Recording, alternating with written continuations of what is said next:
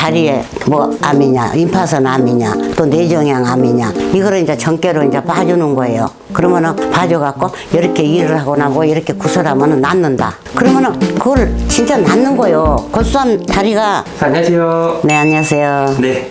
선생님, 저희 아까 사전 인터뷰 때 그 암 환자 고쳤던 이야기 이렇게 말씀해 주셨잖아요. 네. 정확히 암 환자를 어떻게 고쳤을까요, 선생님? 다리에 뭐 암이냐, 임파선 암이냐, 또 뇌종양 암이냐, 이거를 이제 전개로 이제 봐주는 거예요. 그러면은 봐줘갖고 이렇게 일을 하거나 뭐 이렇게 구설하면은 낫는다. 그러면은 그걸 진짜 낫는 거예요. 골수암 다리가 무릎에 골수가 차니까 무릎에서 병원에 3일에 한 번씩 가면요, 물을 대롱으로요, 주사기로 2번, 3번씩 가득가득을 뺀대요. 그러면은 애가 자지러진대요. 그래갖고 누가 얘기하더래요. 이제 개인 택시를 하니까 이러이러하는 데를 가면은 이 아줌마가 자그마니 깜찍하게 생겼는데 시키는 대로만 하면은 덕을 본다. 그런 얘기를 하더래요. 그래갖고는 아리켜달라고 해갖고 찾아왔어요. 찾아왔는데 애기를 데리고 왔는데 그 애가 그때 당시 8살이에요. 이제 국민학교 입학하던 애예요. 네. 그러면 지금 45살이에요. 김희생입니다. 그래갖고 아가 너 무릎에 많이 아프지? 그러니까 그렇대요.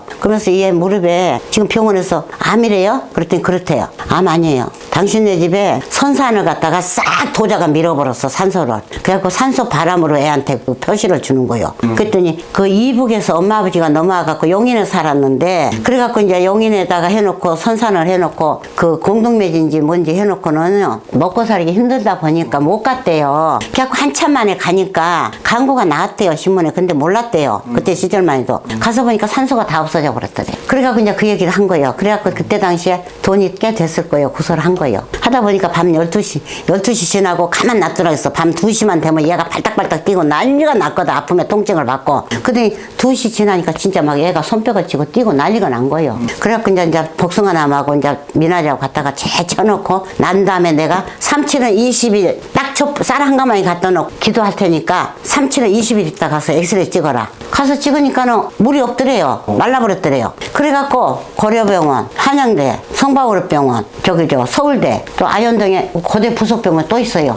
5군데를 가서 찍으니까 없더래요. 그 암이란 자체가 없고, 그러니까 무릎에서 골수가 차니까 여기 허벅지까지 꺼내야 된다 그랬어요. 그래갖고는 멀쩡한 거예요. 그렇게 해서 고쳐가지고 이름이 나고, 또 여기 머리에 그 종양 그 암 그거 고쳤고, 이암 고쳤고, 또 가나 그거에 대해서 했고, 하여튼 2년에 거쳐서 7사람을 고쳤어요. 그리고 자녀 없는 사람 자녀 넣고, 또 대학 붙는 사람 붙고, 그래갖고 거기에서 이렇게 이름이 난 거예요. 근데 그때 추적에 그때는 수요일마다 추적을 해요. 근데 추적에 나가기로 했어요. 근데 아서 이제 방송 출연해가지고 이런 소통을 해달라 그랬는데, 그래서 출연하긴 했는데 우리 큰애가 엄마 TV에 무당 나오면은 학교 안 다닌대.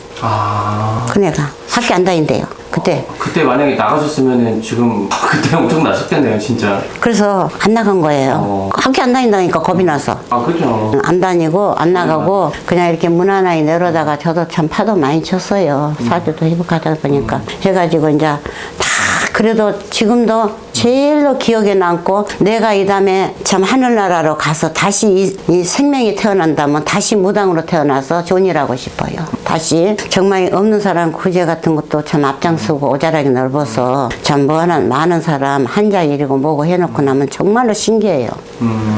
우리 피디님도 그렇죠. 이렇게 유튜브 찍어갖고 참 대박 터지고 뛰어나면 참 신기하고 좋죠. 그럼 우리가 아픈 사람 일해갖고 그 아픈 사람이 벌떡 일어나 봐요.